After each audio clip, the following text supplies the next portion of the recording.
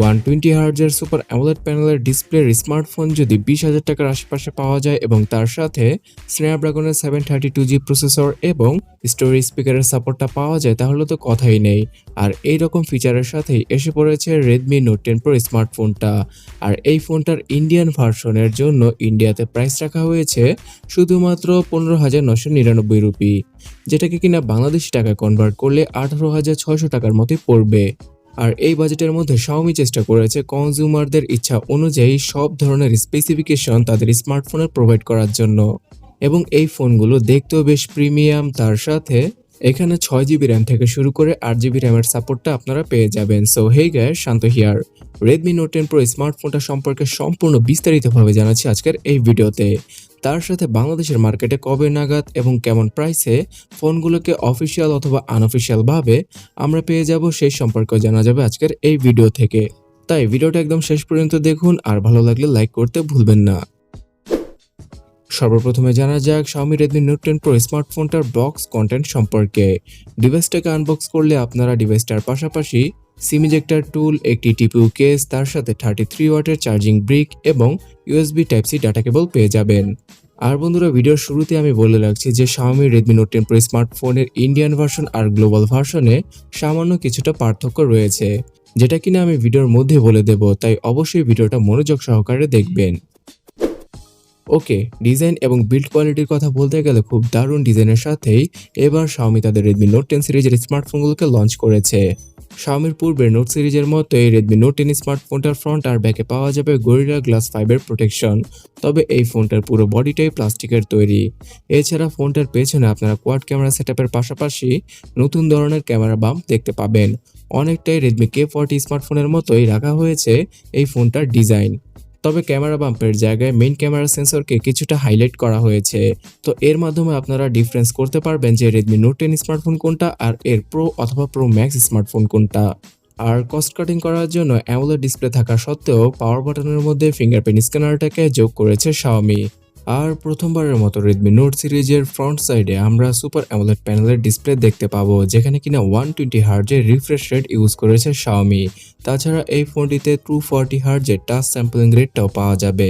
ফোনটির display HDR10 support করে এবং সর্বোচ্চ পিক ব্রাইটনেস হচ্ছে গিয়ে 1200 নিটসের।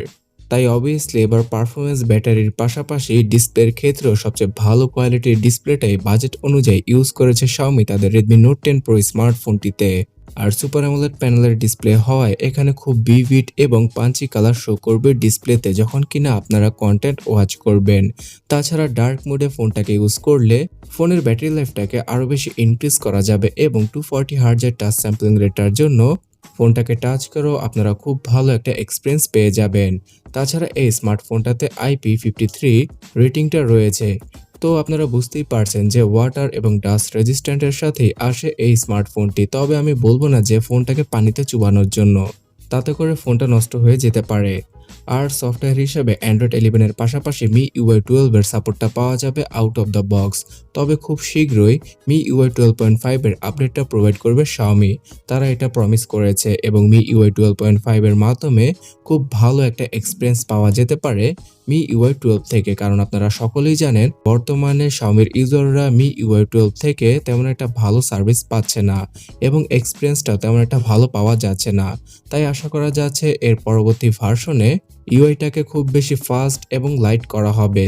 আর ভিউয়ার্স, চিপসেটের কথা সর্বপ্রথমেই বললাম, Snapdragon 732G কে ইউজ করা হয়েছে এই স্মার্টফোনটির প্রসেসর হিসেবে, যদিও কিনা আমরা এক্সপেক্ট করছিলাম আরও কিছুটা বেটার প্রসেসরের সাথে Redmi Note 10 Pro স্মার্টফোনটাকে মার্কেটে নিয়ে আসবে Xiaomi। তবে বাজেটটাকে কনসিডার করলে আমরা এই চিপসেটটাকে মেনেই নিতে পারি।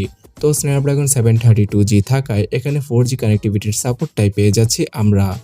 এছাড়া এই প্রসেসরটাই এর আগে পোকো X3 NFC অথবা X3 স্মার্টফোনে ইউজ করেছিল Xiaomi, যেটা কিনা 8 ন্যানোমিটার আর্কিটেকচারে তৈরি করা একটি অক্টাকোর প্রসেসর, যার ক্লক স্পিড হচ্ছে গিয়ে 2.3 GHz-এর। আর জিপিইউ হিসেবে Adreno 618 জিপিইউটি রয়েছে। তো যারা কিনা গেম খেলতে ভালোবাসেন তারা মোটামুটি লেভেলের পারফরমেন্স পেয়ে যাবেন। আর পাবজির কথা বলতে গেলে অবশ্যই 40 FPS এর আউটপুটটা পাওয়া যাবে। তাছাড়া ফোনটার জাইরো সেন্সর সহ অন্যান্য সকল সেন্সর খুব ভালোভাবেই কাজ করে। তাছাড়া নরমালি অ্যান্ড্রয়েডের ফোন দ্বারা আপনারা যে সকল কাজগুলো করে থাকেন সবগুলো কাজই ইজিলি সেরে ফেলা যাবে এই ফোনটা দ্বারা, এবং ভিডিও এডিটিংয়ের জন্য মোটামুটি ভালোই হবে এই স্মার্টফোনটা। আর স্টোরেজ সেকশনে 6GB 8GB র্যামের পাশাপাশি 64GB 128GBর UFS 2.2 এর স্টোরেজ টাইপটা ইউজ করা হয়েছে এই ফোনটাতে। তাই এখানেও প্রশংসা করতে হবে Xiaomiর, তারা সবসময় ভালো স্পিডের ইন্টারনাল স্টোরেজ ইউজ করে থাকে তাদের স্মার্টফোনে। তাছাড়া ফোনটাতে থাকছে ডেডিকেটেড সিম স্লট।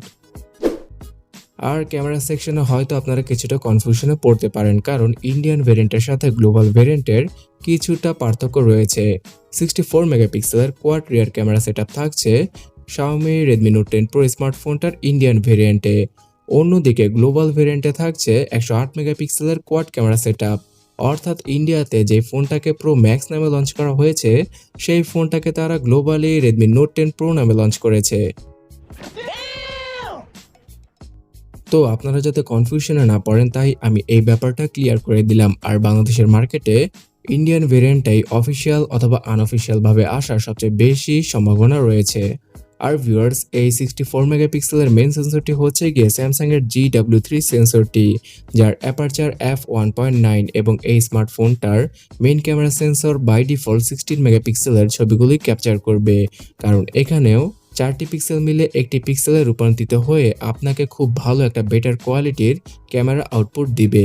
এছাড়া এই স্মার্টফোনটির অন্য 3টি ক্যামেরা সেন্সর হচ্ছে গিয়ে 8 মেগাপিক্সেলের আল্ট্রা ওয়াইড, 5 মেগাপিক্সেলের টেলিফোটো ম্যাক্রো আর 2 মেগাপিক্সেলের ডেপথ সেন্সর। আর এই ম্যাক্রো ক্যামেরাটা অটোফোকাসও সাপোর্ট করে। তার সাথে আপনারা যদি কিছুটা জুম করেও ছবি তোলেন তারপরও এই ম্যাক্রো ক্যামেরার কোয়ালিটি তেমন একটা খারাপ হবে না। তবে 8 মেগাপিক্সেলের আল্ট্রা ওয়াইড ক্যামেরা দ্বারা শুধুমাত্র 118 ডিগ্রির ফিল্ড অফ ভিউটা পাওয়া যাবে। আর আপনারা তো জানেনই যে 8 মেগাপিক্সেলের আল্ট্রা ওয়াইড ক্যামেরাগুলো কেমন হয়ে থাকে। এবং সেলফি ক্যামেরা হিসাবে এই ফোনটার ফ্রন্টে পাওয়া যাবে সিঙ্গেল 16 মেগাপিক্সেলের ক্যামেরা, যার অ্যাপারচার f2.5। আর ভিউয়ার্স, Xiaomiর ক্যামেরা অ্যাপে আপনারা blog mode, night mode 2.0, long exposure এবং ম্যাজিক ক্লোন ফটোর মতো বেশ কিছু ইউনিক ফিচার পেয়ে যাবেন। আর এই স্মার্টফোনটাতে যখন কিনা ভিডিও রেকর্ড করবেন তখন প্রো মোডের সাপোর্টটা পাওয়া যাবে, এবং সর্বোচ্চ 4K-তে 30fps এর ভিডিও রেকর্ডিং সাপোর্ট করবে এই স্মার্টফোনটা। তবে 1080p রেজুলেশনে 60fps এর ভিডিওগুলো অনায়াসে রেকর্ড করা যাবে। আর এই স্মার্টফোনটা দ্বারা আপনারা স্লো মোশন, আলট্রা স্লো মোশনে ভিডিও শ্যুট করতে পারবেন। স্টেবিলাইজেশনের জন্য EIS এর সাপোর্টটা তো থাকছেই।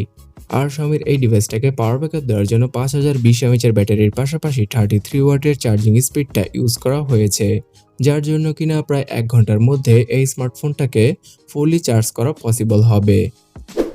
তার সাথে সাইড মাউন্টেড ফিঙ্গারপ্রিন্ট স্ক্যানার এবং ডুয়াল স্টোরেজ স্পিকারের সাপোর্টটাও থাকছে Xiaomiর এই ফোনটাতে।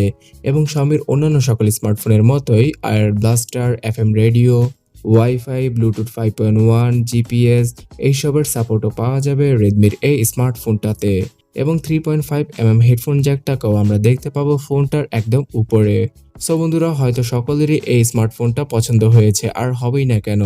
আপনারা এতদিন অবধি Xiaomi Redmi Note সিরিজে AMOLED ডিসপ্লের আশা করছিলেন, আর Xiaomi AMOLED ডিসপ্লের পাশাপাশি 120 Hz এর রিফ্রেশ রেটটাও দিয়েছে, যার জন্য কিনা প্রসেসরের ক্ষেত্রে তেমন একটা ভালো আপগ্রেড দেখতে পাইনি আমরা। তবে ওভারঅল বাজেটটাকে কনসিডার করলে খুব ভালো একটা ডিভাইস বলা যায় Xiaomi Redmi Note 10 Pro স্মার্টফোনটাকে। এবং যারা কিনা ইতিমধ্যে Poco X3 স্মার্টফোনটা কেনার চিন্তা ভাবনা করছিলেন তারা 1 থেকে 1.5 মাস ওয়েট করতে পারেন, কারণ এই 1 থেকে 1.5 মাসের মধ্যেই আনঅফিসিয়াল ভাবে এই ফোনগুলো বাংলাদেশের মার্কেটটাকে কভার করে ফেলবে। যদিও কিনা প্রথম এই হাইপের কারণে ফোনগুলোর প্রাইস 30,000 টাকার আশেপাশে থাকবে, তবে 1 থেকে 1.5 মাসের মধ্যে এই স্মার্টফোনগুলোই 21 থেকে 25,000 টাকায় সেল হবে আনঅফিসিয়াল ভাবে। অর্থাৎ Redmi Note 10 Pro স্মার্টফোনটা আপনারা বর্তমানে Poco X3 স্মার্টফোনের প্রাইসেই বাংলাদেশে দেখতে পেতে পারেন।